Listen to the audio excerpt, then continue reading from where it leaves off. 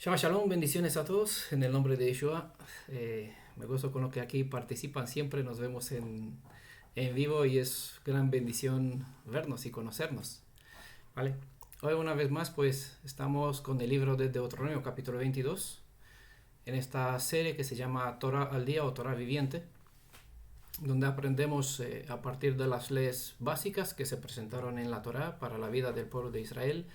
¿Qué cosa nos enseña Adonai para nuestros tiempos? Ya que la Torah es vigente en todos los tiempos y no se limita a ciertas circunstancias, ¿no? Sino que independiente por donde estemos, Adonai no solo nos dio una enseñanza para el momento, sino que sirve para, dentro de esta enseñanza, hay indicaciones que aplica a todos los tiempos y siempre traen enseñanzas espirituales. Así que por eso ahí tenemos motivo para agradecer al Elohim de Israel, para darle toda la cabot por por bendecirnos con su espíritu, para tener entendimiento en cuanto a sus enseñanzas, los principios de la Torah, que es para nosotros, para todo Israel. Estamos en el sexto audio, con la sexta parte de este capítulo de Deuteronomio 22, y nos quedan tres leyes, tres indicaciones, tres principios más, ¿vale? Tres ordenanzas. Entonces nos hemos quedado en el verso 23 y aquí tenemos, como hemos dicho, este capítulo 22 lo hemos dividido en 12, 13, 14 indicaciones, 14 directrices o leyes, digamos, ¿no?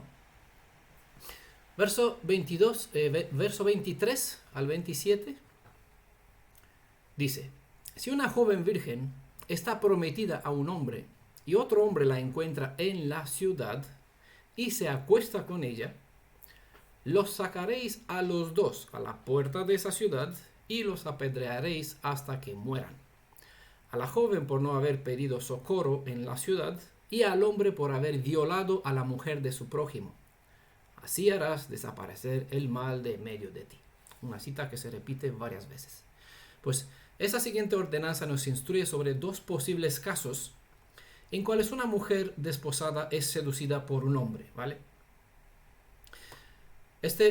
El verso 23 y el 24 trata sobre una de estas dos secciones, después vamos a llegar a la otra, hasta el verso 27. Como hemos dicho antes, una naraj, es decir, una muchacha que se encuentra en su edad marital, una doncella que fue desposada y por ende se encuentra comprometida con un varón, no puede andar sola por razones que hemos presentado al explicar los versos anteriores. Bueno, los que participaron a la parte 5 de este estudio ya saben, ¿vale? Los demás pues lo verán, que escuchen el audio y así sepan por qué una joven comprometida no puede andar sola. Si quiere salir a dar un paseo, no hay ningún problema, no está confinada en la casa para como castigada, ¿no? Pero si quiere salir acompañadas, independiente si va por hacer alguna tarea, algún recado, algún encargo para comprar algo, lo que sea, tiene que salir acompañada por su madre, hermana o quien sea de sus parientes. Ningún padre precavido quería que algún hombre denuncie a su hija por no ser hallada virgen, porque vimos en la ley anterior qué sucede en este caso y qué vergüenza, ¿vale? Podría haber para la persona y que le había sucedido a la tal mujer en el caso que no fuera encontrada virgen en el día de la boda, de completar el matrimonio, ¿vale? Si se hubiera encontrado que la supuesta virgen no era virgen, la ofensa era tan grande que la mujer arriesgaba que nadie nunca la tomara por esposa y por encima el padre debería devolver el dote al hombre que le pagó por una chica virgen. Y el mismo padre quedaba avergonzado en el pueblo. Recuerden que la novia debía estar custodiada para que no sea que en el día de la boda el nuevo novio pueda denunciar a los padres que no encontró a la mujer que le entregó como virgen. Este contrato matrimonial desde su primera fase era visto como una relación permanente. La violación intencionada de esta relación era considerada adulterio y si fuera por parte de la mujer, o igual como un crimen si la violación venía por parte de un hombre o la transgresión de este contrato de matrimonio, ¿vale? si en este caso venía por parte de un hombre, era considerado, visto como un crimen. Porque un hombre que se apodera de algo que pertenece a otro hombre es visto como una transgresión grave. Dice el texto que si un hombre encontraba sola a una mujer comprometida y la quería obligar, ella podría gritar si habría alguien quien al oír el grito le vendría obviamente en ayuda, pero si no gritaba se supone que ella aceptaba las intenciones del hombre o quizás fuera ella misma quien atrajo al hombre. Y en este caso la sentencia no tenía misericordia. Seguramente que este tipo de leyes no se suelen enseñar en las comunidades porque por lo general se comparte el amor, no la justicia. La cosa buena, dar la otra mejilla, ser bondadoso, sufrir todo, aguantar todo, ser un poco tonto, ¿vale? Como un esclavo que no puede decir nada, que no tiene derecho a reclamar lo que le corresponde. Algo así se enseña por lo general una parte del carácter de Elohim que está a media, ¿no? Porque el amor sin justicia se convierte en una emoción barata. Es así. Por eso nosotros aquí estudiamos y la otra cara de la moneda, no solo vemos la parte de amor, sino la parte de justicia también. Y esta, pues a veces no coincide con lo que nosotros, con lo que fuimos enseñados, ¿vale? Recuerden que las leyes, aparte de tener una enseñanza terrenal y práctica, contienen una enseñanza profética, ¿vale? Bastante reveladora en cuanto al proceso de la redención. Por esa razón, en todo lo que llamamos profecías al día, pues usamos la historia, lo que se presenta en las escrituras, como fundamento o como plataforma de lanzamiento para así llegar a conocer la realidad espiritual hacia cual tenemos que fijar nuestra mirada al estudiar las escrituras desde la perspectiva profética. Joven virgen, dice nuestro texto, la joven virgen comprometida con un varón es la suma de los redimidos, ¿vale? Espero que puedan seguir esta línea de comparación, ¿vale? Para que puedan entender a qué me refiero, ¿vale? Para que puedan ver en paralelo la aplicación que le vamos a dar.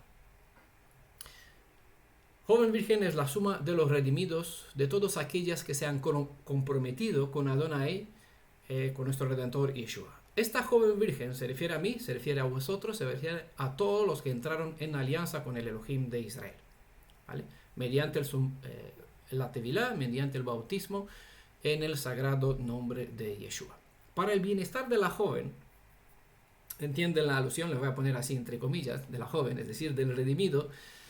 Para el bienestar de la joven prometida y para su futura bendición, el Padre de Israel le dispuso un ejército de consejeros. ¿Qué son estos? Pues un cuerpo de hermanos o hermanas, ¿vale? Con el fin de proteger a los recién redimidos para mantener la pureza del compromiso hasta el momento de su consumación. Es decir, hasta cuando vamos a tener lo que llama Apocalipsis las bodas del Cordero, ¿vale? Recordemos que dentro de nuestra cultura el matrimonio tiene dos fases. Uno que se llama el noviazgo, que puede tener un tiempo indefinido, puede ser un año, donde cada uno tiene que conservar la pureza y se tienen que probar que son fieles, ¿vale? No sea que, dicen en Proverbios, que se llevó la bolsa con dinero y no volverá hasta la luna nueva, ¿vale?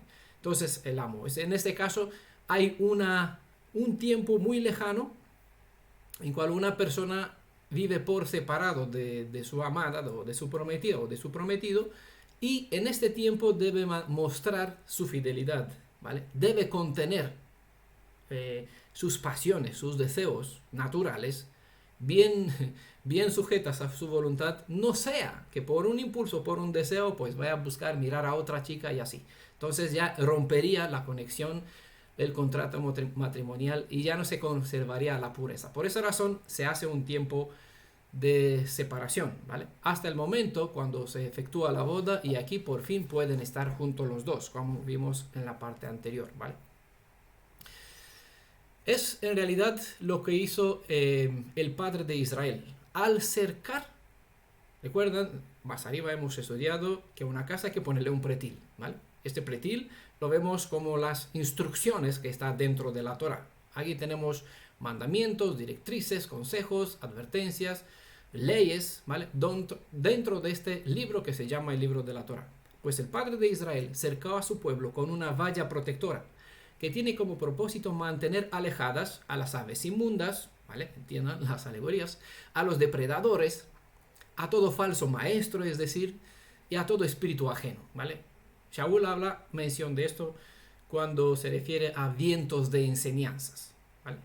O que puede llevar un barco o la fe de uno por caminos, por mares bastante turbias, donde puede acabar golpeado en alguna, como Titanic, ¿no? En algún iceberg o en alguna roca y así hundirse. Por esa razón fuimos bendecidos con esta área protectora de la Torá y de los hermanos para que no perdemos de vista el blanco, ¿vale? Para que así podamos mantener esta pureza hasta el día de la boda, cuando pues se tiene que presentar, como igual dice Shaul, la novia resplandeciente, blanca, a la altura de la plenitud de su esposo, es decir, como coigual al Mashiach. Por esta seguridad, pero esta seguridad, esta defensa, como no por nada tenemos este lema, en defensa de la verdad, de la Emet, pero esta seguridad solo protege a los que se mantienen dentro del escudo protector. Solo al estar cerca de la compañía de los demás hermanos, una persona estará segura. Pero cuando uno elige andar solo, según el deseo de su propio corazón, o según un espíritu ajeno que lo atrae con encantos y piropos mediante una serie de señuelos, ¿no? ¿Qué sucederá? Caerá en la trampa de un varón ajeno a su esposo, ¿vale? La ciudad. Si un hombre encuentra a una mujer en la ciudad, ¿vale? La ciudad es una estructura organizada y bien puede tener hasta una muralla fortificada, ¿vale? Entiendan la metáfora. La ciudad es una comunidad de hermanos, o puede ser una comunidad de hermanos, un cuerpo organizado en medio del cual cualquier alma tiene defensa y es donde encuentra auxilio todo aquel que necesita de ayuda y que grita cuando la necesita. Porque el que no grita, aquí es el problema, ¿vale? Pero ya hablamos sobre eso, ¿no? El que necesita, grita y le vendrá en ayuda. ¿Recuerdan el Elohim de Israel? Como sucedió en el pasado, en el Tanaj, cuando el pueblo estaba en Egipto bajo la presión de Faraón, clamó, ¿vale? Sacó un gran truá, ¿vale? Un grito fuerte de auxilio y declara, dice, escuché al pueblo, como si me acordé del pacto, de la alianza, como si Adonai se hubiese olvidado del tiempo, ¿no?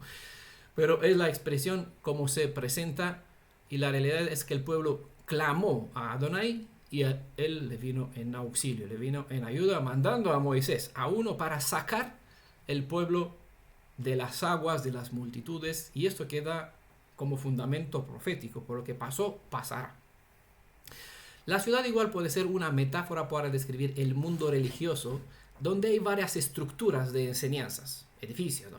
Cada una más imponente que la otra, como los edificios de una ciudad común, ¿vale?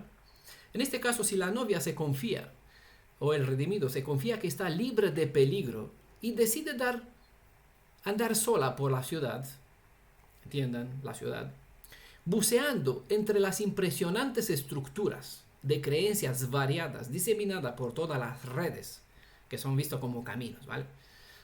O como las calles de una ciudad, no puede saber de dónde el mal le sale al encuentro. Se dice que 4 ojos ven mejor que solo 2. Creo que todos tenéis este dicho, ¿vale? No es solo conocido en nuestro país, creo que en todas partes se conoce eso. 4 ojos ven mejor que 2. Les recomiendo aprender sabiduría que nos enseña Eclesiastes capítulo 4, del verso 9 al verso 12. Ustedes se tomarán el tiempo y leerán esta indicación. Saben bien que cuando uno duerme, pues solo, pues no se calienta bien. Con 2 se calienta mejor. Y así el cordón de 3 dobleces no se rompe fácil. 1 es fácil vencido, 2 se defiende uno al otro. Es de aquí el principio que siempre está presentado en el Tanaj, en los escritos apostólicos, de la unión. Y por esa razón Shaul decía, no tengáis por costumbre como algunos que abandonan. Si abandona, pues es como uno sale fuera sin compañía en la ciudad. Puede encontrarle un falso maestro, caer en la trampa de una cierta enseñanza y de repente empezar a venerar el Shabbat lunar, por ejemplo. ¿Vale? Para un espíritu independiente, estar sujeto a otros es un reto difícil. Es como se trata de mantener a un yugo un asno salvaje, que hemos hablado en las partes anteriores, ¿vale? Sobre el asno montés. Pero las leyes de la Torah son diseñadas para ser un arte perfecto en domar la naturaleza más bestia. Pero el poder de estas leyes solo servirá para domar la naturaleza salvaje e independiente de la persona que en verdad desea librarse de ella, porque no es una llave maestra, no domina la voluntad de una persona, no se apodera como el espíritu maligno. No por nada Yeshua se presenta: estoy a la puerta, el que me abre entraré, purificaré la casa. ¿Y qué hacer? Dice la parábola en los escritos apostólicos. Hay que llenarla con su espíritu, porque si no, vienen otros espíritus inmundos, encuentra la casa vacía y aquí traen 7 más. Entonces la situación de tal persona llega a ser peor que la antes. Y no le voy a dar ejemplo porque lo tengo aquí en la punta para darles ejemplo de lo que le sucede a la gente que, al saber que recibieron aquí la posibilidad de entrar en alianza, van por otras fuentes y si saben qué es lo que creen, quedan dice, ¿cómo es posible? Bueno, ustedes lo verán, lo experimentarán. Yo estoy ya trato de enseñar y el que aprende, aprende. El que no aprende, pues llegará a dar la razón que las enseñanzas son buenas, ¿vale? Confirmará que toda y cada una de las leyes de la Torah que se enseña aquí son verídicas, son correctas, verídicas, ¿no? ¿Vale? Son verdaderas. El mejor poder de las buenas nuevas, como se menciona en Romanos capítulo 1, verso 16, no puede ayudar al que no se sujeta al yugo del Mashiach. Mateo capítulo 11, verso 29 al 30, donde se habla de eso, y Yeshua dice claramente: mi yugo no es una cárcel, no son cadenas para enjaular a la persona. De hecho, siempre cuando un siervo suyo sube en cadenas, como Shaul, Pedro, Daniel, en el foso de los leones, siempre él rompió estas cadenas. El yugo de Yeshua no es una cadena para ser un problema, sino que él es fácil, no pesa mucho. Está diseñado para aliviar la carga y ayudar a las personas. Pero bueno, no todos lo ven así. Entonces tendrán que ver con lo que es salir fuera del pretil, del redil, andar solo por los caminos y pues sufrir las consecuencias de sus propias elecciones, porque aquí siempre hay alguien que está esperando a cazar. ¿Cazar? Cazar. Cada redimido de Israel debe mantenerse bajo la protección de sus parientes cercanos, si ama su vida, claro, que el Redentor le brindó tener en medio de una comunidad. Al elegir uno andar solo, tendrá que afrontar la consecuencia hasta inclusive que le puede llegar la muerte, ¿vale? Aceptar que incluso puede morir. Demasiadas veces uno o una sale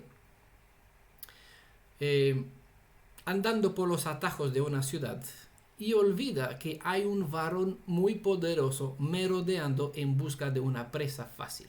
Ya saben lo que dice las escrituras sobre el león, hablando de Hasatán, no del león de la casa de Judá, quien está rugiendo, sabe que se le acaba el tiempo y trata de destruir todo lo que pilla, todo lo que encuentra.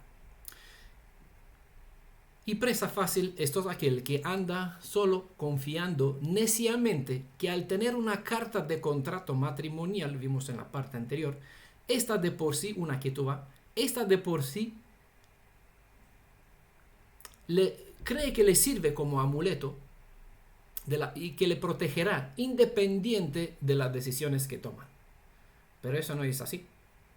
La obediencia siempre trae bendición, pero cuando uno elige hacer las cosas como considera, como Caín, ¿vale? A diferencia de Abel, no puede esperar recibir una bendición cuando no acata la instrucción al pie de la letra. Entonces, si uno solo se lleva por la mitad porque la otra no me gusta y no me cuadra, o me voy de una a lo que me parece bien y dejo de lado hacer otra, pues esta no funciona así. las indicaciones del Elohim de Israel es clara. El que se hace transgresor de una se hace culpable de todas. Entonces la Torah es todo un paquete, no se puede separar las instrucciones. Están diseñadas para que nos sirva a nosotros como bendición. Igualmente uno redimido podrá decir en su mente, una persona redimida podrá decir en su mente, yo soy tan fuerte en lo que creo como un gever. ¿Recuerdan esta palabra? Hemos estudiado sobre la ropa, supuesta ropa, que la mujer no puede llevar pantalones del gever, ¿vale? Pero, bueno, un hombre fuerte, un hombre valeroso, un guerrero. Pero este concepto, como decía Shaul, ten cuidado que no después de predicar a otros caigas tú mismo, como hizo Nabucodonosor. ¿Acaso no es esta la ciudad que yo edifiqué? Oh, se te quitará. ¿Vale? Siempre dice las escrituras que la humildad va delante de la honra y la destrucción antes del orgullo, ¿no? Por esa razón, siempre tenemos que velar sobre nuestros caminos y uno sobre los caminos de los otros. Esa es la bendición de tener hermanos, ¿vale? Pero este pensamiento, yo soy tan fuerte que me creo como un gever, ¿vale? Puede ser un pensamiento ingenuo, porque a veces se ignora que tras una persona con quien debates, ¿vale?, o a quien les escuches, o a quien lees en las redes sociales, puede haber un espíritu extraño con el cual no puedes luchar por fuerte que te puedes creer. A menudo se olvida contra quién está nuestra lucha espiritual y fácilmente se ignora que no se puede equiparar el poder de un varón con la de una joven. Recuerde que el estudio sobre el Efesios 6 que tuvimos aquí está en audio, está por escrito, ¿está en audio? ¿No? Está por escrito, un buen estudio. Tengan en cuenta, recuerden este estudio de Efesios 6 para tener en cuenta lo siguiente: no puedes considerar el peligro menor de cuanto puede ser, ¿vale? Porque seamos nosotros lo más fuerte que seamos, con el ejército del mal no podemos vencer si no obedecemos las instrucciones que se nos da, para que así el espíritu del Elohim de Israel nos ampare, nos respalde y nos socorre en el momento de auxilio que gritamos, ¿vale? La indicación es clara: la joven no puede andar sola, debe estar acompañada. El que hace contrario es que menosprecia el potencial del otro. Dice, yo soy fuerte, mira que tengo aquí, yo aprendí Kung Fu, ¿no? O esto que enseña el arte de la mejor técnica que tienen el ejército de fuerza de defensa israelí, ¿no? Yo aprendí a defenderme, entonces si viene un varón para abusar de mí, pues yo... No sabe que una persona que está dominada por tales pasiones tiene detrás un ejército de demonios que él puede hacer la persona más fuerte que el que se cree que es fuerte. Por eso decía, el que se cree fuerte, que tenga cuidado que no caiga, porque no sabes a quién afrontas, siempre y cuando te vas solo. Hay quien elige andar en lo secreto, pensando que puede valerse por sí mismo, porque quizás se cansó de tener guardianes, quienes velan por él, y puede que sale solo por las sendas de la fe, con el atrevimiento de pensar que el Elohim lo acompaña y lo cuida por las calles al salir sin la escolta que se le ha predispuesto. Porque alguno dice, pero siempre está aquí el hermano Daniel, me ve en el Facebook, me ve en tal, me dice tal y cosa. Si no, pues está mañana mi esposa, ¿no? Y alguno se siente cansado y dice, otra vez. Entonces se van por aquí pensando que puede engañar al espíritu del Elohim viviente y que los demás no lo vean en la plaza de la ciudad. Pero no sabe con qué espíritu está tratando. A nosotros nos puede engañar, pero a él no, ¿vale? Nosotros no somos nadie, solo hacemos el deber de ayudar al que necesita. Pero hay quienes están cansados de esta ayuda porque no lo ven con buenos ojos, entonces van solos, pensando que en secreto así se pueden librar y seguir un camino que ellos eligen sin saber qué es lo que les espera detrás de la puerta al salir fuera solos. Bueno, el que elige actuar de este modo no ha querido tener en cuenta los riesgos, no ha querido saber qué peligro puede acecharle tras una esquina y ha visto mal lo que Adonai le proveía como método para cuidarlo. Tal persona que no espere a que alguna falsa enseñanza no se apodere de él, y tampoco espere que el andar independiente de la protección de una comunidad muestre insolencia, esperando que el espíritu del Elohim viviente lo proteja. Porque esto no funciona así. Por eso tenemos estas leyes para aprender el principio causa-efecto. Aquel que tiene en cuenta las indicaciones, las prescripciones, y por una razón independiente de su voluntad, de repente se encuentra solo en un camino, debe esperar a que se lance encima un depredador feroz, como dijo Kefa en 1 de Pedro, capítulo 5, versos 8 al 9. En este caso debe aprender a gritar, si es que no se complace dejándose conquistar en su corazón por el nuevo viento de enseñanzas, que quizás le habla con placer a su corazón sensible y ansioso por experimentar nuevas sensaciones o nuevas emociones. Pedir ayuda para algunos es un acto de vergüenza, pero esto solo es debido al mucho yo, que no se deja moldear para aceptar que necesita de forma imprescindible de la ayuda de los demás. El que no se ve en necesidad no pedirá ayuda porque el orgullo le hará pensar: ¿qué dirán los demás? ¿Qué hago si se me ve que al andar solo o sola se me pega un viento de enseñanza y quedará al descubierto que no me he sujetado a las indicaciones? Son pensamientos que le ocurren a muchas personas. Y por esa razón, cuando se le hace alguna pregunta, no contestan la pregunta de la comunidad, porque ¿qué dicen? Ah, sí digo algo que me equivoco.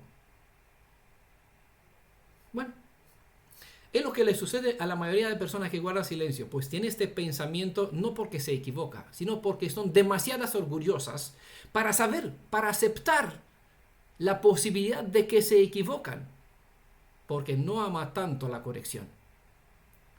El que anda en la luz no teme.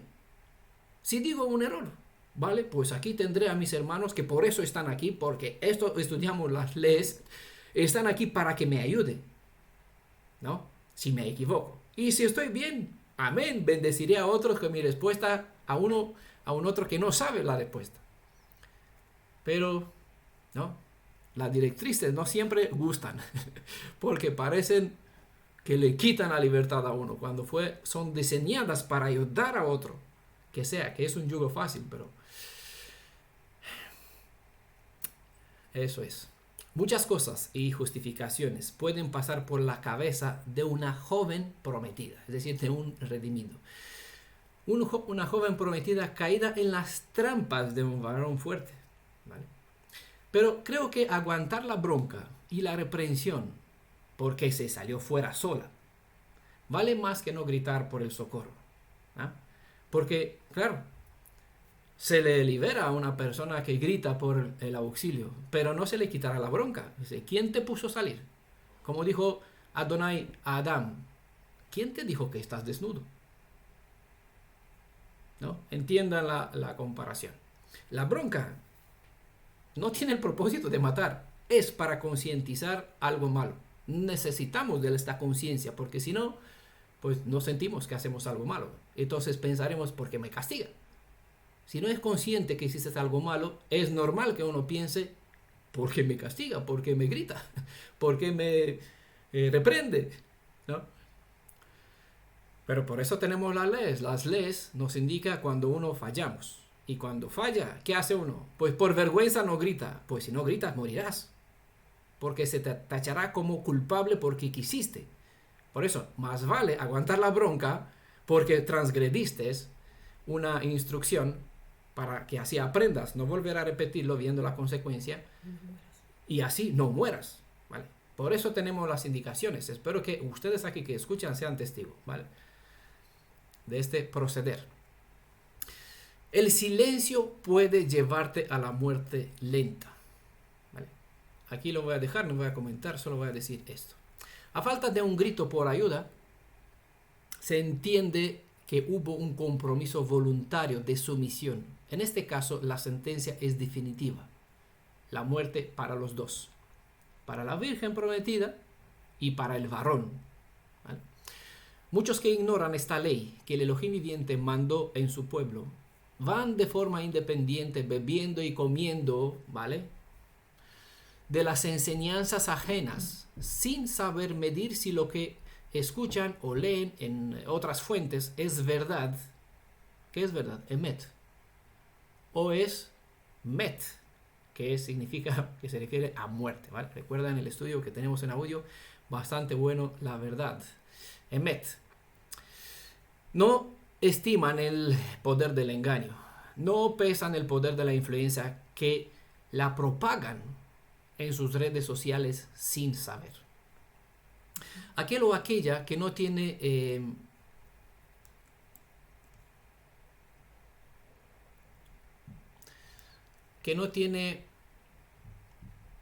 quien vigile sobre sus elecciones, sobre sus caminos, se verá sin posibilidad de rescate, y por fallo a esta instrucción, porque falló esta instrucción, se le considerará que se dispuso de buena voluntad en los brazos de un varón ajeno, es decir, en las manos de una falsa enseñanza, de un falso instructor, que bien es pertenencia de una deidad ajena al Elohim de Israel. ¿Ya? ¿Sabe que en resumen? Solo está el Elohim viviente, una enseñanza verdadera, y Elohim de este muy príncipe de este mundo, que obviamente tendrá una enseñanza mala, bien vestida como si fuera de ángel de luz, ¿vale? El desenlace final es claro. Aquí se presenta en verso 24. Los sacaréis a los dos a la puerta de esta ciudad y los apedrearéis hasta que mueran. A la joven por no haber pedido socorro en la ciudad, y al hombre por haber violado a la mujer de su prójimo. Así harás desaparecer el mal de en medio de ti. Recordemos que a la puerta de la ciudad, esta expresión, es donde se congregaba el tribunal. Todos los juicios se tenía aquí en la puerta. Hemos visto esto en la parte anterior del estudio. Esto quiere decir que es inevitable el juicio y la paga por esos actos viles. Muchos dicen, ya, Elohim, mi alma, él conoce, él debe saber, basta. Pero ¿acaso no dijo Elohim que todo lo oculto será sacado a la luz? ¿Y dónde se va a hacer este juicio? ¿En secreto? ¿En lo oculto e individual? Dentro de Apocalipsis 20 y 20, ¿no? Dentro de 1000 años se abrirán los libros, los muertos de los mares, de la tierra, volverán y serán juzgados conforme a sus hechos, ¿vale? ¿Dónde se sucederá eso? ¿En secreto cada uno individual? ¿O en la plaza de la ciudad, aquí a la puerta de la ciudad, no en la plaza, a la puerta de la ciudad, a vista pública de todos? No por nada están los detalles aquí. Hasta una cosa que se hace en el mejor secreto será sacada a la luz del día. Y esto a la puerta de la ciudad, para que se sepan claro que el juicio será público, para que sirva de lección perpetua para todos, ¿vale? Por esa razón, tendrán las marcas para siempre en sus manos. El varón con quien fue desposada la mujer promiscua reclama justicia por la inversión del amor que ha investido en lo que se supone que tenía que ser la mujer suya para siempre. Esta palabra nebalá, aparece en el Tanaj para describir una ofensa sexual. Se usa para describir la vileza, un crimen, una abominación, una infamia, maldad, perversidad, etc. Tiene varios sentidos. Para eso pueden ver algunas citas como Génesis 34, verso 7, Jueces 19, verso 23, Jueces capítulo 20, verso 6 al 10, 2 Samuel capítulo 13, verso 12 al 13, donde se presentan varios textos donde se hace empleo de esta palabra nebalá con distintos enfoques, ¿vale? Esas son algunas referencias donde pueden observar este término, con los sentidos que les presenté. La mujer era condenada con el mismo castigo que la mujer adúltera, porque había deshonrado la casa de su padre. Además, porque estando desposada con la intención de casarse, había tenido relaciones sexuales con otro hombre antes del matrimonio con su esposo. Una falsa deidad o una falsa enseñanza que se describe mediante la metáfora varón se presentará ante la puerta de la ciudad de forma clara, como vil y digna para la destrucción perpetua, ¿vale? Y de la misma forma, todo aquel que ha simpatizado con tales abominaciones ajenas a la Torah quedará consumido por igual. Esta enseñanza es reproducida en los escritos apostólicos donde se nos enseña que tanto la raíz como la rama de un árbol seco serán consumidos por el fuego. ¿Vale? Mateo capítulo 3, verso 10.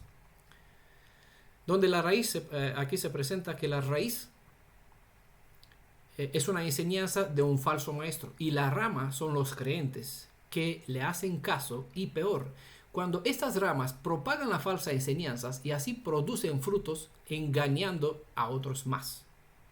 La obra de la redención no solo corta las ramas, sino que saca la raíz para que nunca más vuelva a retoñar. Esa se deja entrevisto en Job capítulo 14, verso 7 al 9. ¿Vale? A un árbol, si se le corta, bueno, la profecía de Daniel sobre Nabucodonosor, ¿vale? 7 años serás como una bestia, y ahí se le ilustró como un árbol grande, cortado, pero se le permitió la raíz dentro. ¿Por qué? Para que retoñe, ¿vale? Es lo que presenta Job. Si a una persona se le corta, que eso sirve como profecías para masiánica, para indicación al Mashiach, que de la descendencia de David va a salir un brote, ¿vale? Un retoño, y este va a ser Mashiach, ¿vale? Es lo que enseñaba Job. Si se corta un árbol, no va a salir de aquí un brote, sí que sale, ¿vale? Lo mismo sucedió con Nabucodonosor, se le devolvió el reino, ¿vale? Al pasar 7 años, mientras su raíz fue cercada. Pero en cuanto al mal, no se le corta las ramas y el tronco. Israel se le cortó las ramas, pero se le dejó el tronco y las raíces, ¿vale? Para que en el tronco puedan ser nuevamente injertadas las ramas. El tronco es Israel, es Jacob, las raíces es Yeshua, es el Elohim de Israel. Por eso esta comunidad no estudia raíces hebreas, sino la raíz que es Yeshua. A eso nos dedicamos. No existen raíces hebreas. Hay muchas sendas hebreas en cual nuestro pueblo anduvo mal, pero solo hay una que es verdadera. Ese es el consejo. Párese al cruz de los caminos, pregunten por la senda antigua, porque no hay muchas sendas, solo hay una, ¿vale? Y esta es la que nos enseña Torah. Con el mal no se le corta el tronco y las ramas, se le quita desde raíz, se desarraiga, para que nunca más vuelva a producir o engendre pecado. No hay otro redentor para que sea traspasado nuevamente. Por eso la redención tiene fase para restaurar, dar socorro, y para castigar, para enjuiciar al transgresor. Bueno, la segunda parte de esta ley que estamos estudiando, esta 12ª, ¿vale?, que se presenta en este capítulo, la segunda parte comienza con el verso 25 al 27. Pero si es en el campo donde el hombre encuentra a la joven prometida, la fuerza y se acuesta con ella, solo morirá el hombre que se acostó con ella. No harás nada a la joven, no hay en ella pecado que merezca la muerte.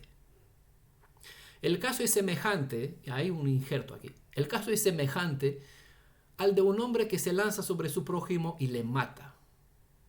Dice el verso 27, porque fue en el campo donde la encontró, y la joven prometida acaso gritó sin que hubiera nadie que la socorriera. El hecho de que un caso se tomara como violación o adulterio dependía de si la mujer había consentido o no en el acto. En este caso, en la ciudad, su silencio se tomaba como un consentimiento. Si el acto se habría producido en el campo, se le daba margen de confianza a la mujer, porque no se puede garantizar a ciencia cierta si es o no culpable. Por eso, al estar en el campo, se supone que gritó y no había quien le salve, y se le da cierta margen de confianza. Y en este caso, solo el hombre era condenado a morir. Aunque puede que la mujer invitó al hombre al campo, el culpable se considera nuevamente el hombre, como vimos, ¿vale? Porque a él se le había ordenado qué hacer antes que a la mujer. Lo que la Torah enseña al varón es no aprovecharse de nadie y de nada, en este caso de una mujer, sino volver con ella en la ciudad y ver primero si acaso la chica pertenece a alguien. A diferencia de una ciudad que se compara con una comunidad organizada, el campo es percibido como un lugar donde no hay quien te ayude. El campo es parecido a las redes sociales, donde hay libertad para actuar tanto para los buenos como para los malos. Aunque la mujer invitó al hombre al campo donde nadie la veía, o al revés, es al hombre es al hombre a quien se le imputa la culpa y se le dará la muerte por no hacer lo que la ley le ordenaba. Como vimos al principio de este estudio, en los versos primeros, una mujer prometida o casada es pertenencia de su esposo. Si un hombre encuentra algo que su prójimo ha extraviado, anda por el campo en este caso, ¿qué debería hacer? Hemos estudiado al principio, ¿no? Tomar bajo su custodia la pertenencia de su prójimo, cuidarla mientras la llevaba de vuelta a su hermano. Es lo que hemos visto en la primera parte de este estudio, los versos que dan comienzo a este capítulo. Se considera reo de muerte el que no cumple con su deber, y aún más si se apodera de lo que era o es pertenencia de su hermano. Al asumirse el bien de su prójimo, es asimilado como dar la muerte a un hermano para apoderarse de sus posesiones. Algo por este estilo hizo Ahaz, quien aceptó el asesinato de Nabot, porque deseaba hacerse con sus viñas. Esta historia está en Primera de Reyes, capítulo 21. Aunque no fue Ahaz quien mató a Nabot, él se aprovechó. Por ende, se considera como persona directa que tomó acción para matar, porque consintió, ¿vale? Consintió a la muerte de este por su deseo de apoderarse de esta viña. En este caso, solamente el hombre era condenado a la muerte porque él había forzado a la mujer y la violó sin su consentimiento. En esa situación se presume que la mujer era inocente, que ella había gritado pidiendo ayuda y que nadie había oído su clamor para echarle una mano, para salvarla. En ese segundo caso, la instrucción nos enseña que no se puede condenar a una persona por tener una enseñanza errada, pero hay que dar la muerte al originador de tal enseñanza para que el mal no se propague y para hacerse justicia en Israel, no sea que la inmundicia agarre más raíces y haga más frutos. Esta es la razón por cual aquí mantenemos fuera las fuerzas de la influencia de estos ritmos religiosos. Cuando una persona sale de una organización, de un grupo, Elohim es un Elohim de orden, ¿vale? De un grupo ordenado. Digamos, salen de una iglesia cristiana, ¿vale? Y en su alma ha decidido seguir al Elohim de Israel. Todavía sigue unida a la deidad ajena, pero hasta que conoce el procedimiento y todo esto, ¿vale? Hablamos desde la perspectiva de una persona que no sabe esta realidad espiritual y nuestros principios. Muchos salen como todos ustedes, salieron de la Trinidad y aquí buscaban al Elohim de Israel, hasta que llegó a conocer el estudio casados, unidos a una deidad ajena, o casado con el Elohim, unido a una deidad ajena o casado con el Elohim de Israel. Bueno, todos conocen el estudio que se da para el bautismo, y creo que cambió la perspectiva de muchas personas este estudio. Bueno, así son la mayoría que salen del cristianismo, tratan de amar al Elohim de Israel, pero aún no ha entrado en los rediles de Israel. Se encuentra aún solo por el campo y no tiene la protección de unos hermanos que puedan defenderlo para no caer en una trampa. En este caso no se le puede condenar a la persona porque se supone que en su alma clamó por auxilio, pero no tuvo quien vele para salirle en ayuda. Se supone que tal persona no buscó caer en la trampa de una falsa enseñanza. En su inocencia, pues, anduvo sin protección, sin estar en la compañía de otros hermanos, porque no los conocía, y por ende, pues claro, tropezó en tanto pagando diezmo, haciendo crédito a otros, creyendo en el Shabbat lunar, comiendo Pesaj fuera del tiempo, comiendo leudado cuando no tiene que comer, ¿no? Celebrando estas festividades o no celebrar nada porque lo considera tradiciones. Hay un montón, circuncidarse, ¿no? Hay un montón de enseñanza que no tiene cabida, porque fuera no hay protección, entonces se le puede pegar a una persona fácilmente un montón de ideas raras o herejes. Muchos de ustedes han venido a andar por los campos han llegado aquí bastante lastimados, porque en vuestro caminar hasta llegar a esta comunidad amurallada, han dado con muchos violadores. Saben cómo se siente, estoy seguro. Del mismo modo como algunos estando en la ciudad, es decir, estando aquí en la comunidad, han sido rescatados de las trampas de algunos violadores espirituales, sea porque nos han pedido ayuda a tiempo, sea porque nosotros hemos velado sobre los intereses eternos de ellos. ¿Vale? Dice el texto, sin que hubiera nadie que la socorriera. Aquí está la palabra, la raíz masculina Yasha. ¿Vale? El nombre del Redentor de Israel viene de la raíz femenina Yesha. De aquí Yeshua. Ojo al detalle. El caso, porque no por nada está planteado aquí, el caso es semejante al de un hombre que se lanza sobre su prójimo y le mata. Eso quiere decir que una violación es igual a un asesinato. Una violación mata la dignidad en el ser interior, en el corazón de la persona. Este anexo, el caso es semejante a un hombre que se lanza sobre su prójimo y le mata. Parece que no tiene mucho contexto aquí. Presenta la parte menos conocida de la redención. Mientras el Goel que le mencionaba, el pariente redentor, salva a su pariente cercano, actúa como vengador dando muerte al agresor. ¿Vale? No hay nadie quien le dé la salvación. Está la palabra masculina, Yasha, socorriera. Tiene el mismo, el término tiene el mismo sentido, las mismas significados, sea que se usa la femenina o la masculina. Socorro, auxilio, no auxilio. Sí, que viene en ayuda de una persona para brindarle, incluso restaurar la salud. Puede tener el sentido esta palabra, socorriera, Yasha o Yesha. Entonces, por una parte, los que han estudiado el derecho, las leyes de la redención, ¿vale? Lo que corresponde al Goel, al Redentor hacer, saben que por una parte defiende, salva, rescata al pariente cercano, pero por otra parte actúa como vengador de la sangre, ¿no? Persigue al impostor, al agresor, y le da lo que se merece, ¿no? Su merecido. En la mayoría de los casos solo se ve la parte de amor y de la salvación que brinda el pariente que se encuentra cercano, pero casi no se observa la parte que se le considera justicia, cuando el pariente cercano puede abalanzarse sobre un violador e incluso matarlo en la lucha para así salvar a un indefenso. Esta es una ley menos conocida y para muchos no sabe qué pinta aquí, porque parece un injerto aquí, pero no está sin sentido.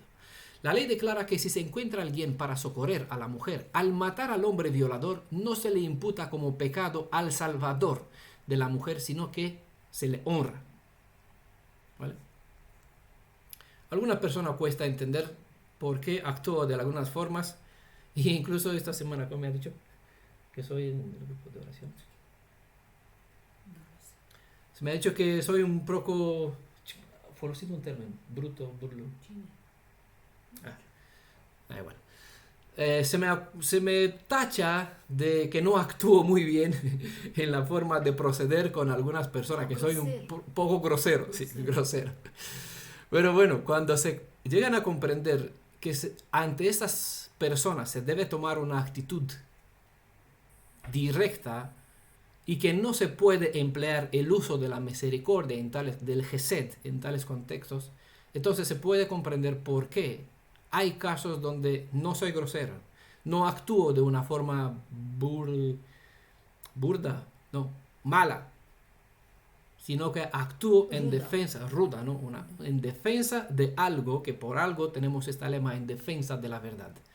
Y si hay un violador de los principios de la Torah, no me quedaré aquí parado, mirar como otras personas se le enseña o se le mete sutilmente enseñanzas que puede producir raíces y dar frutos ajenos en las personas que escuchan. Nunca voy a ser suave ni blando ni nada semejante, ¿vale? Incluso que me llame, tache con estas etiquetas, ¿vale? De esta forma. La base En base a ordenanzas como estas, se puede entender las enseñanzas sobre todos aquellos que practican la pornografía, ¿vale? En base a este principio de esta ley. Desde aquí se puede extraer enseñanzas que aplican a los que observan o practican pornografía. Aquellos que prestan sus ojos para mirar tales películas de actos sexuales, porque los que los ven son los que ellos desearían ser los protagonistas de tales actos.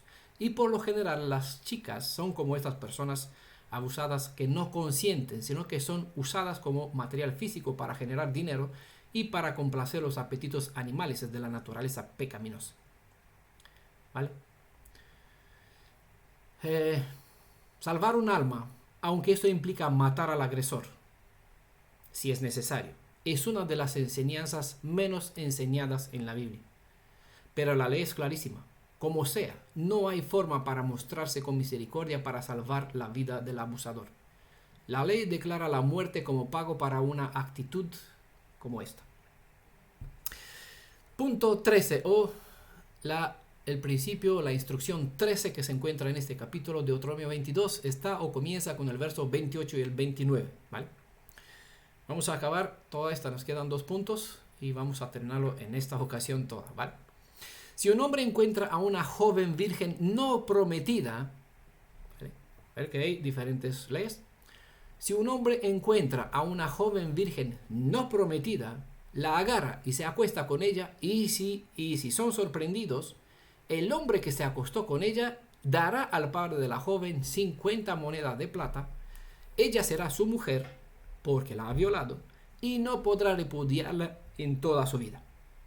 ¿Vale? No se la mata ni a uno ni al otro, ¿vale? No se castiga con el látigo, se le impone una multa y por encima cargar con la mujer toda su vida, le guste o no. Veo la cara de la ermita Maya. No sería muy gracioso, ¿no? Tener un esposo como esto para siempre. Pero para aquellos contextos legales, bueno, no vamos a seguir por esta pista legal literalmente.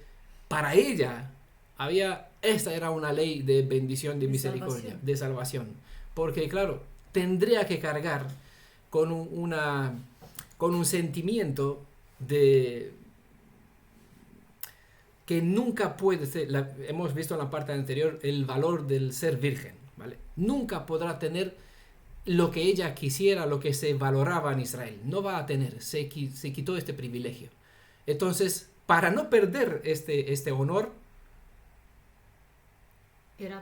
era mejor para ella ser la esposa de este. Además, la protección social, la posibilidad de volver a casarse y que una persona contrate un matrimonio con una mujer que no es virgen, tenía sus cosas en Israel. Era muy, muy complicado para los principios de aquella época, porque habían valores bastante evidentes. Bueno, nosotros aquí tratamos de buscar la enseñanza espiritual que vale para nosotros, ¿vale? Porque por lo general la mayoría de estas leyes nosotros no las practicamos. Ya saben bien que yo nunca voy a encontrar el buey que no tiene la hermana Maya. No puede encontrar el asno del hermano José, ¿no? Ni estamos cerca ni tiene asnos, así que ni lo voy a ver jamás el animal de Cirenaica, de la hermana Cirenaica, caído bajo su peso para ayudarla, ¿no? Por eso entendemos que hay leyes desde la perspectiva literal no se pueden cumplir, al menos ahora. Aprendemos el principio de la justicia porque seguramente cuando vamos a volver a casa vamos a tener animales y quizás se dará la ocasión de verlos así, ¿no? Entonces, hacer lo que es debido a lo que nos corresponde, ¿vale? Los principios de las leyes tienen enseñanza espiritual y enseñanza real. Si físicamente ahora no estamos en contexto para aplicarlas, no significa que al volver a nuestra tierra, estos principios no serán los mismos. Ojo, la nueva alianza no va a tener otros principios, tienen los mismos, ¿vale? El concepto que nosotros tenemos, la forma de referirlos a ella y donde los vamos a tener será distinto, pero las leyes no cambian, ¿vale? La Torá es la misma en la antigua, entre comillas, y en la nueva alianza, en la alianza donde estamos y en la cual vamos a entrar una vez que volvamos a casa, ¿vale? Serán los mismos principios. Por eso es bueno que los aprendamos, ¿vale? Pero estamos en el contexto donde la práctica literal no es posible, ¿vale? Obviamente no podemos dar muerte a nadie, pero por eso en los escritos apostólicos, vamos a ver más adelante, se habla expúlselo del medio de la comunidad. Y es lo que estamos haciendo, porque hay demasiada levadura en esta comunidad y estoy todavía buscando, rebuscando aquí y cuesta encontrarla, me cuesta un montón encontrarla por donde está escondida. Pero aquí la voy a buscar detenidamente, la voy a sacar fuera. Por lo mucho que alguno dirá, ¿pero qué se salió? El hermano de la hermana o el hermano que es el pariente de otra hermana que está aquí cercano. Bueno, si alguno verá a alguno de sus hermanos o de sus familiares, hijos, fuera de la comunidad, que me pregunte por qué lo saqué, ¿vale? Si no lo saben. Si no lo saben. Pero supongo que no me pregunta porque ya saben cuál es la realidad, ¿vale? Bueno, esto es, vamos a seguir. Hay que saber que la Torá hace diferencia entre una mujer comprometida en matrimonio y una que no está. Y esto debido al hecho que los contratos matrimoniales tenían que ver mucho con los derechos de la propiedad. Las relaciones sexuales siempre han estado sujetas a las normativas matrimoniales y fuera de estas han sido condenadas como actos ilícitos. Hemos visto en Éxodo capítulo 22, verso 16 al 17, que se ordenaba que el varón debía pagar un precio al padre de la mujer que deseaba desposar. Pero el que se saltaba este protocolo, solo por satisfacer una pasión, tenía que abonar la cuota ordenada para una doncella y tomarla como esposa para siempre jamás. Lo que debemos aprender es que todos los actos tienen una consecuencia buena o mala. En este caso, mala y buena para ella, ¿vale? Se toma la vergüenza, pero se hace con un matrimonio. Y el padre, pues, se lleva el precio del dote. Y ella, pues, tiene su futuro asegurado porque si a este le ocurre algo y no le quiere más, no puede nunca jamás darle carta de despedida. Y además, sus hijos heredarán la herencia de él. Bueno, hay demasiados beneficios en juego e intereses que para mujer en este caso era visto, aunque como tuvo que pasar por una desgracia y no era el matrimonio que quería contratar, le era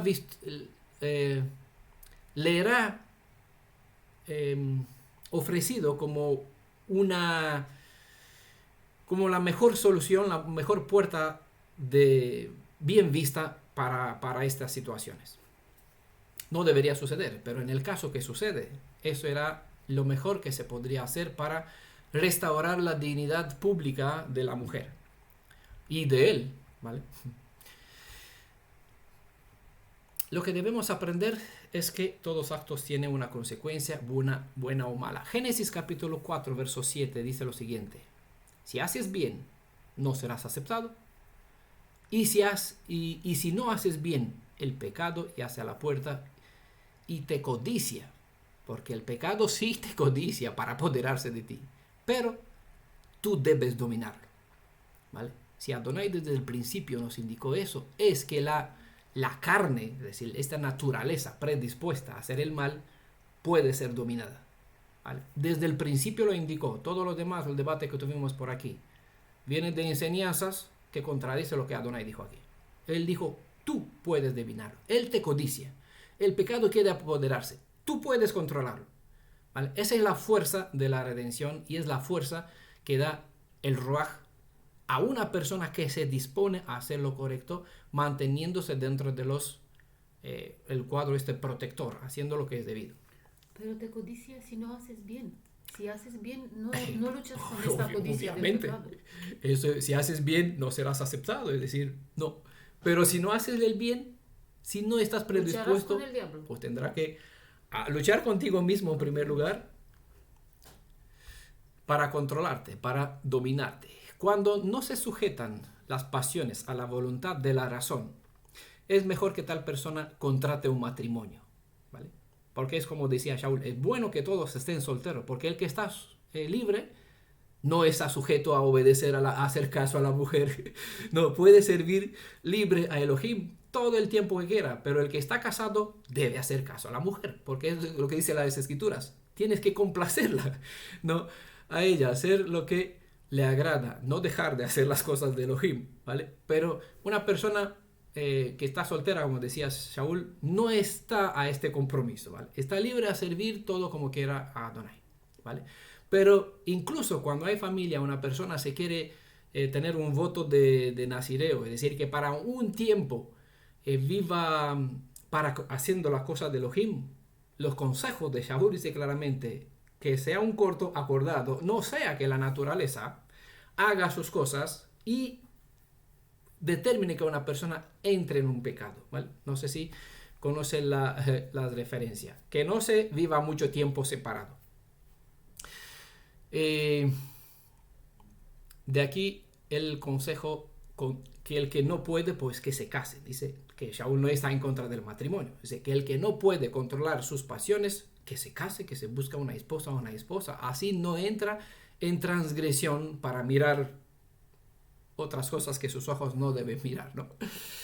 Pedro aconsejaba en ese sentido a que mantengamos sujetas nuestras pasiones. 1 Pedro capítulo 2, verso 11. En caso contrario, nuestra alma está en riesgo de fallar el blanco y como tal perderse. Shaul en Efesios capítulo 2, todo el capítulo está bastante bueno, enseña a los de su época, obviamente, pero el tiempo no cambió, pero él no nos enseña a nosotros, él enseñaba a los suyos y quedó este registro, ¿vale? Como esos estudios quedarán para la generación después. Pues así Shaul enseñaba a los de su generación en base a lo que él aprendió del Tanaj, ¿vale? Que aquellos que no actuaban que actuaban como este hombre presentado en este verso 29, que una vez se sujetan a la Torá, deben hacer caso a las normas de la misma. Porque si no hace caso, actúa por sentimiento y tendrá que que pagar lo que no quiere y hacerse con la mujer que no desea. ¿Vale? El placer cuesta. Conoce, ¿no? El dicho. ¿Cuál era el precio? Pues dará 50 ciclos, dice, al padre de la joven. 50 ciclos era el pago normal de la dote, que corresponde más o menos a 550 gramos, ¿vale? Que son aproximadamente. Éxodo capítulo 22, verso 15 al 16 está la ordenanza. Hemos visto en la parte anterior. A diferencia de una mujer virgen y desposada, si una mujer virgen era forzada por un hombre a cometer un acto sexual, el hombre que había violado a la mujer virgen tenía que pagar el mojar, ¿vale?, al padre de la virgen y debía casarse con ella. Este era el castigo por actuar en base a las pasiones carnales, sin tener en cuenta las consecuencias que éstas pueden traer. El mojar era el dinero que el novio tenía que dar a su futuro suegro como compensación por su hijo, ¿vale? Igual lo hemos visto en la parte anterior. Los pecados sexuales no son juegos inocentes de placeres prohibidos, como muy a menudo se describen, sino destructores poderosos de las relaciones. Confunden y despedazan el clima de respeto y confianza y credibilidad que son tan esenciales para un matrimonio sólido y para la seguridad de los hijos de la futura generación. Al deshonrar a una mujer, el mismo culpable era obligado a restaurar la dignidad de la mujer y crearle un cuadro de seguridad. No es una cosa fácil que se restaure la dignidad de una persona abusada. Bueno, ustedes todos lo saben. Les voy a dar una historia para que lo vean, que se encuentra en 2 Samuel capítulo 13. Es la historia de Tamar, una hija de David, abusada por su hermano, Amón. Y aquí verán los sentimientos de esta joven virgen, que ya no pudo más vestir su ropa de virgen. Que un varón se acuesta con una mujer soltera no se consideraba adulterio, ¿vale? Ojo. Porque la mujer no tenía ningún compromiso. No significa que esto era permitido, sino que no se le consideraba un acto digno con el castigo de muerte. Como observan, no todos los actos son castigados de la misma forma. Por eso, varias leyes, varios tipos de castigos. Un dato que deben conocerlo sobre la cultura hebrea bíblica es lo siguiente. Las relaciones sexuales con personas solteras no se consideraban adulterinas, sino solo en el caso de la mujer, nunca en el caso del hombre, nunca en el caso del marido. Esta mentalidad jurídica se basaba en la idea de que la mujer era propiedad del marido y que por tanto el hombre que invadía un matrimonio ajeno cometía un delito contra la propiedad privada de otro. ¿Vale? Pero que entiendan por qué no aparece en las escrituras sobre un hombre. Se habla por lo general de la mujer adúltera, que el hombre da carta de divorcio a la mujer, no que la mujer da carta de divorcio al hombre. Y en base de este concepto que no lo encuentra en las escrituras, solo lo ve esta parte, se presenta bastante machista y se malinterpreta los escritos apostólicos, donde la mujer tiene que cerrar su boca cuando el hombre le da un puño en la cara, ¿vale? Y decir, ámala porque tiene que ser paciente y que ser buena. Y cuando el hombre le ataca, lo golpea con la boca, tiene que sufrir. ¿Quién sabe, mujer, si con tu fe no salvas a tu hombre? ¿No? Son muchas de las enseñanzas que se le da a la mujer y por esa razón, porque vi demasiadas personas, mujeres, padeciendo por estos horrores de los conceptos cristiano, mesiánico y rabínico que anda por el mundo, que hicimos este PDF que es bastante bueno, el derecho de la mujer en divorciarse, ¿vale? La defensa que las escrituras sí le brinda a la mujer, ¿vale? Por aquí hay algunas personas, no sé si está aquí en audio, que sí le encontró bendición, eso hizo lo debido y hoy es libre, ¿vale? Porque muchas personas no encuentran, no se les enseña cómo defenderse, qué hacer, y no saben qué les enseñan las escrituras. ¿Por qué? Porque no comprenden este concepto, los instructores no comprenden este concepto que le acaba de explicar. ¿Por qué no aparece que la mujer puede darle carta de divorcio al hombre, sino que solo el hombre puede dar a la mujer? ¿Vale? Colosenses capítulo 3, versos 5 al 8 dice, haced morir pues lo terrenal en vosotros. ¿Qué es eso? Fornicación, impureza, pasiones desordenadas, malos deseos y avaricia, que es idolatría. Cosas por las cuales la ira de Elohim, o el enojo de Elohim, viene sobre los hijos de desobediencia, en las cuales vosotros también anduvisteis en otro tiempo cuando vivíais en ellas. Pero ahora, si ya fueron rescatados, ya están dentro de un redil, ya tiene un pletil, ya tiene protección en la casa, fueron limpiados, purificados, una ropa blanca, pero ahora dejad también vosotros todas estas cosas. ¿Vale? Volvamos al asunto, no nos cae la fe del cielo, ni el poder para que mañana una nueva alianza y ya no cometemos más. Sujeta, tú domínalo, está a la puerta, te anhela, tú sujeta. ¿Vale? Si vivimos sin ley y ahora conocemos la ley nos da fuerza, es el poder de la redención. Pero ahora dejad también vosotros todas esas cosas, ira, enojo, malicia, blasfemia, palabras deshonestas de vuestra boca. Las relaciones íntimas fuera de los parámetros del matrimonio desequilibran el poder de la nación hebrea partiendo desde el núcleo familiar. Es lo que el diablo quiso hacer desde el inicio, rompiendo esta conexión de Adán que había entre Adán y la mujer. Si algún día vamos a hacer este estudio, quizá vamos a recordar, a ver, del Ish y Isha, la fuerza que hay, que fue puesta entre ellos desde el principio. Y el diablo, claro, ya saben, todos saben, divide y vencerás. Y esto siempre en la política, en las religiones, siempre se ha buscado la destrucción desde adentro para así controlar. Fuera del matrimonio, cualquier forma de relación íntima confunde y destruye el ámbito de respeto, confianza y credibilidad que son tan esenciales para un matrimonio sólido y para la seguridad de los hijos, obviamente. Como hay violación física, también hay violación espiritual. Son muchas las personas violadas a nivel espiritual. Volver a restaurar el honor y el valor de la misma persona es un proceso que necesita de bastante tiempo, pero por esto su presencia en una comunidad sirve como medio de ayuda para restaurar la dignidad de uno de forma mutua. Entre ellos, los hermanos se ayudan Ojo con la siguiente que les diré. Ya que solo hay una partecita de un conjunto, procuren reunir todos el conjunto para observar la enseñanza en su plenitud. Algunos conocen más, otros conocen menos.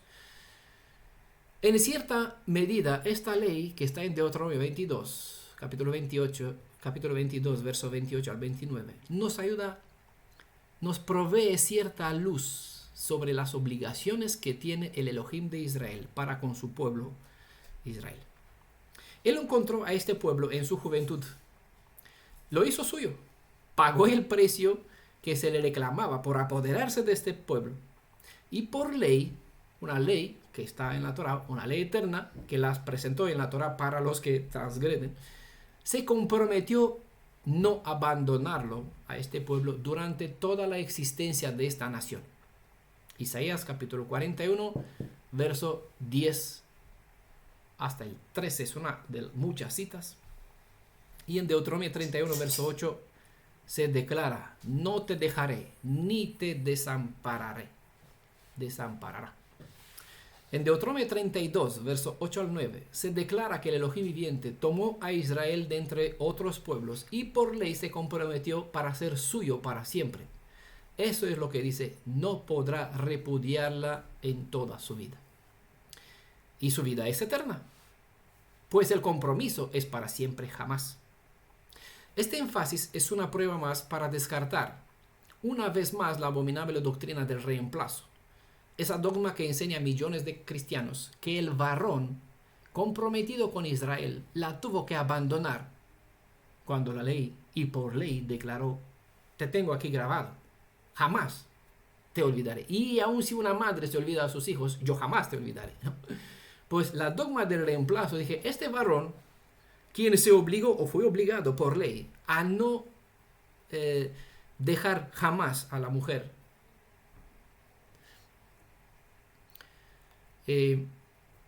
pues esa dogma del reemplazo declara todo lo contrario, obviamente. Pretende que Elohim, que se comprometió con Israel, abandonó a Israel dándole una carta de divorcio.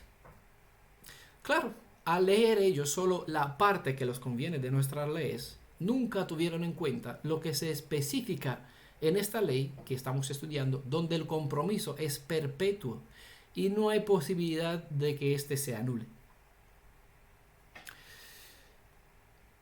Bueno, es una piececita de un gran puzzle. Vamos a ver otra más en la siguiente ley y aquí estamos con la última, de Deuteronomio 22, verso 14, es el punto 14. No, Deuteronomio 22, verso 30.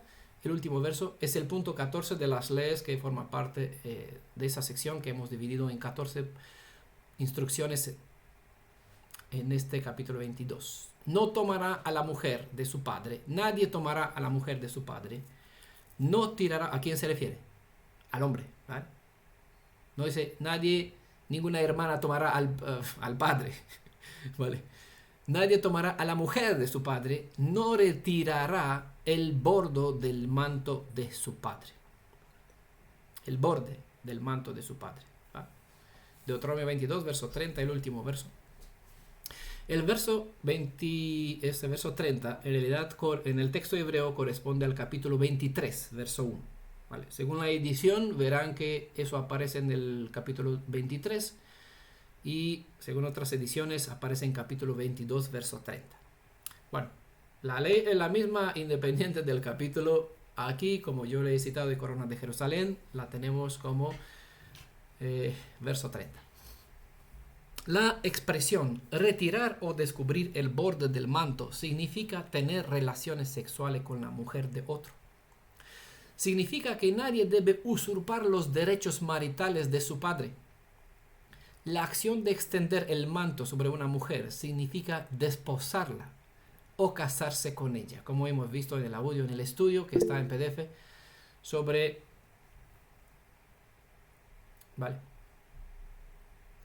Ruth, ¿vale? En el estudio sobre Ruth, capítulo 3, verso 9, aquí donde Boaz extendió el manto sobre ella. Ezequiel, capítulo 16, verso 8, también hay una otra cita en ese sentido.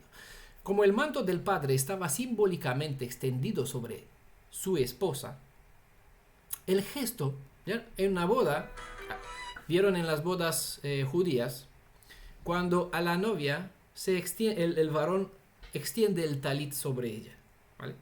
Es un símbolo de tomarla bajo su custodia, bajo su protección, porque hasta entonces la joven estaba bajo la protección de su padre, ¿vale? Entonces, este gesto de retirar el borde del manto, equivalía a usurpar su derecho matrimonial, teniendo relaciones con la madrastra. La Torá prohíbe toda clase de relaciones incestuosas. Levítico capítulo 18, versos 6 al 17, capítulo 20, verso 11, Deuteronomio capítulo 27, verso 20 al 23 y el verso 30 también, ¿va? Condena directamente estas prácticas. En sus días, Shaul tuvo que afrontar un caso como este que se prohíbe en nuestro pueblo, ¿vale? Dice 1 Corintios capítulo 5, verso 1 y el verso 2. En efecto, dice, se oye que entre vosotros hay inmoralidad, y una inmoralidad tal como no existe ni siquiera entre los gentiles, al extremo de que alguno tiene la mujer de su padre. Verso 2. Y os habéis vueltos arrogantes en lugar de haberos entristecido, para que el que de entre vosotros acometida esta acción fuera expulsado de medio de vosotros. Lo que hemos dicho, no podemos matar. En los días cuando Shaul presentaba esto, ya no tenía autonomía para practicar las leyes de la Torá. Estaban bajo la custodia de Roma y no podrían matar cuando querían, ¿vale? Tenían que tener el permiso del gobierno, ¿vale? Nosotros aún menos, que no estamos en nuestra tierra, y en este caso la sentencia con la muerte no nos corresponde a nosotros, sino al padre, al juez, al esposo, al vengador de sangre, a todo lo que describe en diferentes formas. Son atributos que corresponden a Yeshua, nuestro Elohim y Redentor. Él se hará cargo y él aplicará sentencia. En este caso, nosotros podemos hacer lo que es debido, expulsándolo de medio de vosotros. Hoy, a lo que Shaul llamó arrogancia, se le llama amor y tolerancia, ¿no? Hay que entender al pobre, hay que mostrarle, hablarle con bondad, ¿no?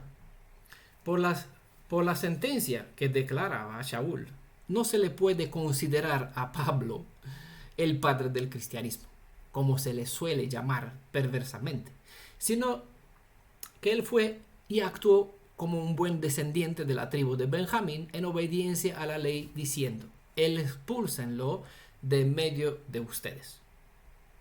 Ese es igual dejarlo a seguir su propio camino al alcance de cualquier bestia que lo va a devorar, le va a despedazar. Eso hizo Rubén, ¿vale? Al transgredir esta ley. Eso hizo Rubén en acostarse, el primogénito de Jacob, al acostarse con la concubina de su padre. Y le costó la pérdida del derecho de ser el hijo predilecto en heredar todos los títulos de su padre y una doble porción de su herencia, ¿vale?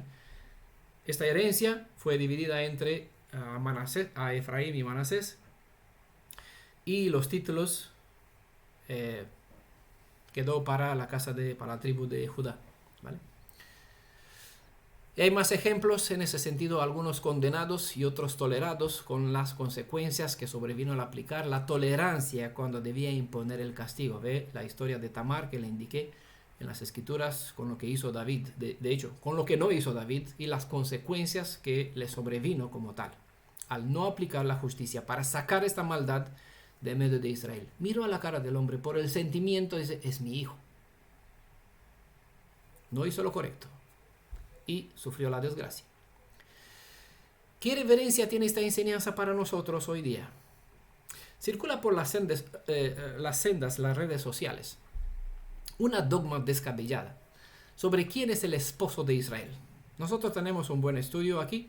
Por bendición, Adonai nos brindó con todo lo que necesitamos. Y ese estudio está en audio en la serie, y por escrito también en la serie de textos que comparan el Tanaj con los escritos apostólicos a fin o con el propósito de conocer quién es el Elohim de Israel en el Tanaj y en los escritos apostólicos. Hay una mezcla de ideas que combinan conceptos cristianos con otros supuestamente hebreos, es decir, creaciones mesiánicas. Todos aquellos que desconocen quién es en realidad el esposo de Israel, aquel varón quien ha dispuesto un documento, una ketubá para la novia, y quien pagó un precio para ella, un dote, ¿no? Aquel quien ha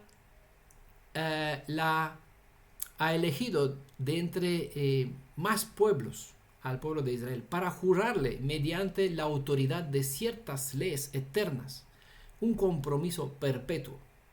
Todos los que desconocen quién es el Elohim de Israel andan enredados en esos conceptos cristiano-mesiánicos. Toda esta mayoría, mitad cristiana, mitad mesiánica, que considera que en el Tanaj se reveló como Elohim y soberano de Israel, el padre del Mashiach, y afirma que él dio una carta de divorcio a Israel, porque Israel adulteró con otros, afirman que Israel se ha prostituido con otros varones y por ende no puede más retomar a Israel como esposa, porque esto contraviene a las instrucciones, ¿vale? Le voy a dejar aquí.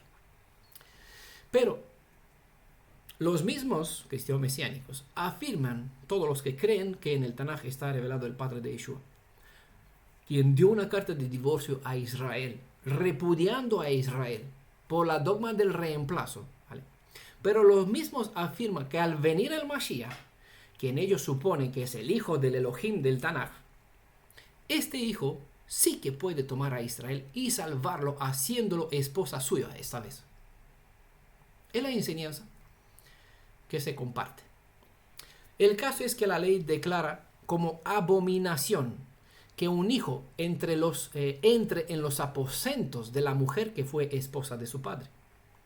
Según esta instrucción de la Torá que estamos estudiando, ninguna enseñanza que afirma que en el Tanaj se ha revelado el padre de Yeshua puede permitir que Yeshua despose la suma de los redimidos de Israel, porque este acto lo descalificaría como Mashiach y lo tacharía como un abominable que descubre la desnudez de su propio padre.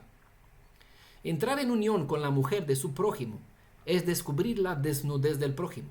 Y este acto es una otra infracción condenada por la misma Torah. Para eso, abren ustedes Levítico capítulo 28. Hay un montón de leyes donde se indica qué significado tiene descubrir la desnudez de un otro varón, no de una mujer. Del varón, porque la mujer es posesión de un varón. El padre, el hermano, el tío, el quien sea, según la mujer que yo tome, ¿vale? Es algo que pertenece a mi hermano. Es propiedad, es dueño, es bajo la custodia de mi hermano, según el concepto que les comenté antes. Si Israel sería la prometida del padre de Yeshua, entonces todas las enseñanzas de los escritos apostólicos, es decir, si estos que comparten cristianismo mesiánico, que comparte que en el Tanaj está el padre de Yeshua, si tendría razón en lo que ellos enseñan, entonces todas las enseñanzas de los escritos apostólicos quedarían nulos, porque en unanimidad todos los escritos de los que se llaman Brit Hadashah, la alianza renovada o restaurada, aplican la relación del noviazgo, la intimidad del matrimonio y hasta las bodas del Cordero, hasta las bodas al Cordero, ¿ah? Con quien o quien es quien desposa a Israel. Nunca aparece en los escritos apostólicos que el padre del Mashiach o que el Mashiach hace una obra para que restaure la condición de la mujer que desposó su padre. No, aparece que hay un padre, ¿vale?, quien tiene un hijo que se está casando. La boda del hijo del rey, ¿vale? Y hay invitados a la boda del hijo del rey, ¿vale? Shaul presenta que la congregación de los redimidos son esposa, es cabeza, Yeshua es la cabeza del cuerpo, ¿vale?, desde una cierta perspectiva, pero en cuanto a la relación como de personas, hablando de la perspectiva humana, el Mashiach tiene como esposa a la congregación de los redimidos, ¿vale? No lo tiene como esposa, lo tiene como prometida en la primera fase del noviazgo, ¿vale? Falta la segunda fase cuando se completa las bodas del Cordero, ¿vale? Esta queda en tiempo, pero estamos en esta fase y estamos aquí donde se debe mantener la pureza, se muestre intachable la vida de cada uno, tanto de la prometida como del novio, ¿vale? En su caso ya lo vemos, que lo estamos viendo que es intachable, por eso observamos desde el 10 de Aviv hasta el 14 de Aviv al cordero a ver si es perfecto, ¿vale? Pero en el caso de la novia, aquí queda por ver. Estamos aquí recogiendo informes a ver qué hace esta novia. ¿Qué hace aquel que forma parte de la novia? ¿Cómo vive? ¿Mantiene la pureza? ¿Guardan la Torah, las indicaciones? ¿O se van por aquí, por allá, sale de la ciudad fuera, se va por alguna senda, le encuentra uno en el campo? ¿Qué hace en el campo? ¿Qué hace en la ciudad sola? Bueno, ¿qué hay fuera de los depredadores?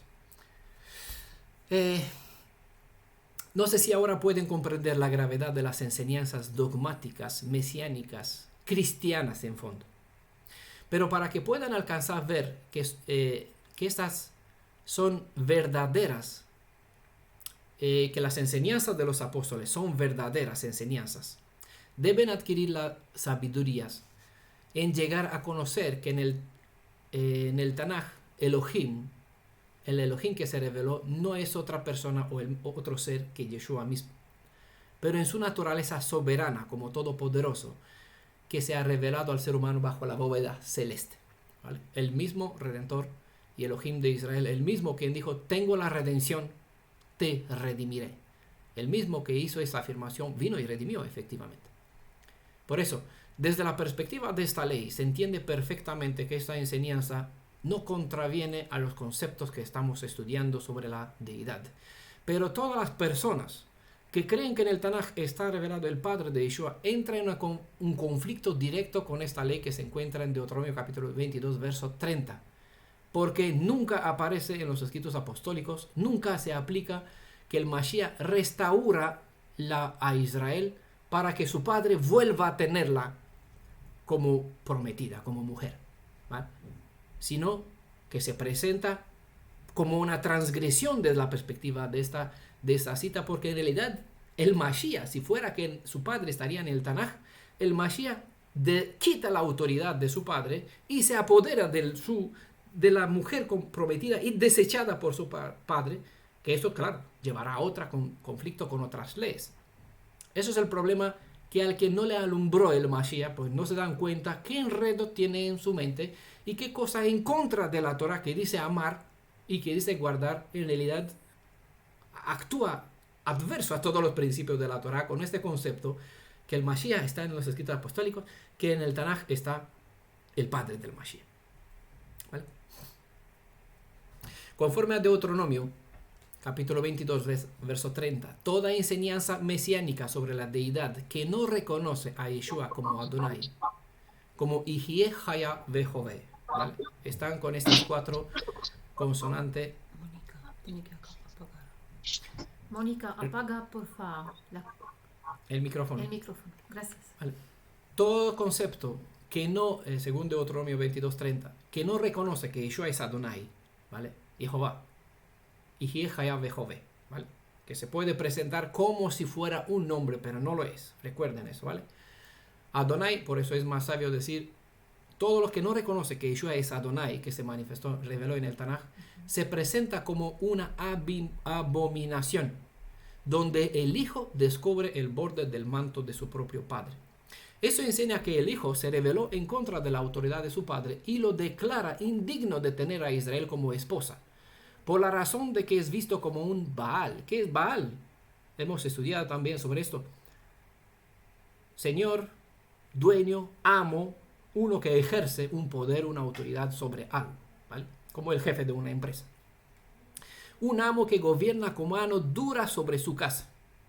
Y por ende siempre Israel se siente lastimado. Siempre en el Tanaj aparece que lo castiga, que lo destruye, que manda la espada, ¿no? Aparece como un bruto que aquí, cuando no está conforme con la comida que le prepara a Israel, aquí lo castiga y le manda carta de divorcio, ¿vale? Por esa razón dice, ese es el padre que está visto mal. En los escritos apostólicos aquí está el Mesías, el bueno que da la otra mejilla, el bondadoso que entrega su vida, ¿vale? Pero en realidad es la misma persona, ¿vale? Obras diferentes, pero es el mismo ser. Estoy seguro que muchos no han logrado ver la gravedad de la enseñanza mesio-cristiánica sobre la deidad de Israel, pero quizás ahora se les enciende algo de luz al respecto y andarán más precavidos al mirar por las sendas de ellos en lo que leen o lo que escuchan por estos ministerios que se visten con un traje judío, muchos que ahora se ponen un talit en la cabeza y enseñan las sendas o las raíces hebreas, ¿vale? Hay que tener mucho cuidado. Espero que le han servido de mucha bendición todos estos 6 partes de estudios que tuvimos, más de lo esperado, más de lo planificado. De hecho, yo no planifiqué nada, simplemente presenté a medida que avancé en el texto. Y aquí hemos completado 6 audios, bastantes horas, al explicar todas esas 14 leyes que se presentan en este capítulo 22 del libro de Deuteronomio. Ese es un ejemplo de lo que se puede presentar de todas las leyes que están en el libro de la Torá, ¿vale? Imagínense el tiempo que nos va a llevar si hemos dedicado 6 semanas para solo un capítulo. Entiendan con razón por qué necesitamos 1000 años para lograr profundizar en todo, y creo que va a ser mucho más. Creo que ahora solo en parte hemos visto algunas cositas y quedan por ver. Para muchos esto solo puede ser una interpretación, algunos probarán que eso es real, otros lo van a ver con el tiempo, otro más conocimiento lo vamos a adquirir a medida que vamos a vivirlo, ¿no?, en nuestra tierra.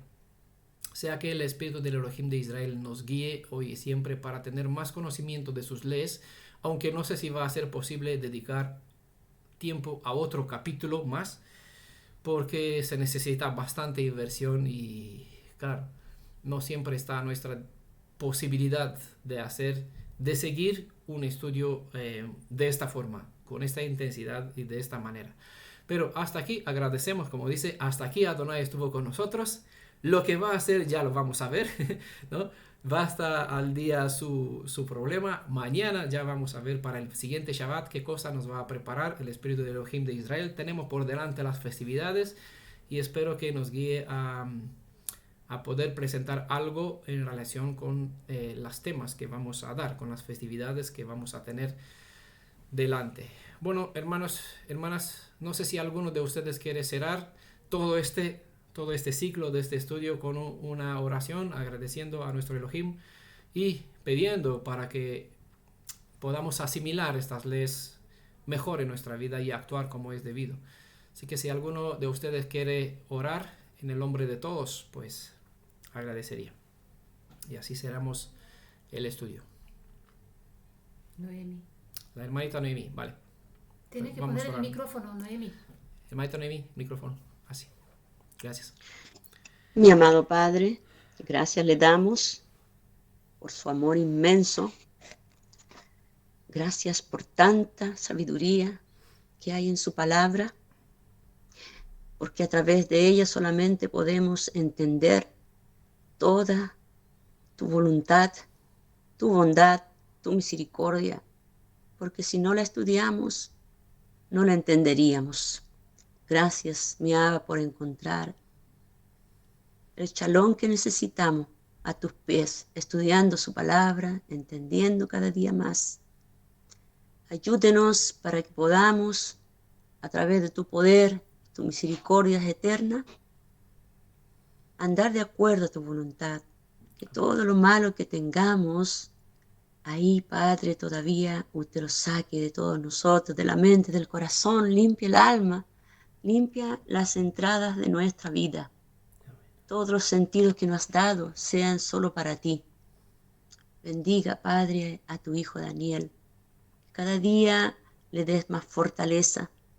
A él que es un siervo tuyo celoso. Y los que estamos aquí hemos entendido y comprendido, por eso estamos, Padre. Porque se ha mostrado celoso con tu palabra. Mi amado Padre, bendice a toda la hermandad que ha estado reunida hasta este presente momento. Que usted nos dé también una semana bendecida en tu presencia, que todo lo que hagamos, pensemos, sea de acuerdo a tu voluntad. Te pedimos, Padre, humildemente, en el nombre de tu Hijo amado, Yeshua. Amén. Amén. Aleluya. Amén. Shalom a todos.